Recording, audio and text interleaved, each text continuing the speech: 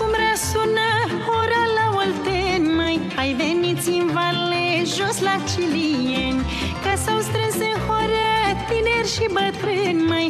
Încă se păstrează ora din străbuni. Hai veniți cu toți frumos îmbrăcați și strigați în horă ca la romanați. Hai și noi, neicuță, să mergem în sat. Ia-uzi cum răsună ora de altă dată.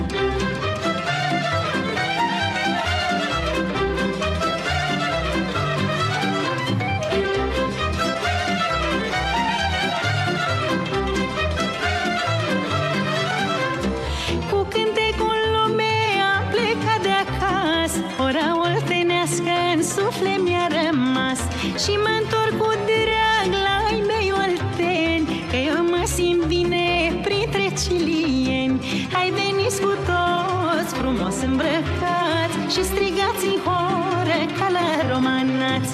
Hai și noi, neicuță, să mergem în sat. Ia-uzi cum răsună ora de altă dată.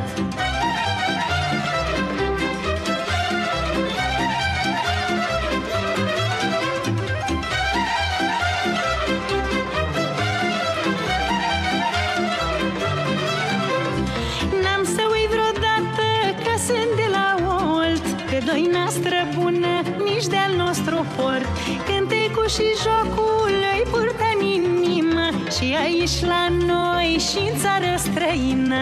Hai veniți cu toți frumos îmbrăcați și strigați în horă ca la romanați. Hai și noi, neicuță, să mergem în sat. Ia-uzi cum răsună ora de altă dată. Hai veniți cu toți frumos îmbrăcați și strigați în horă ca la romanați.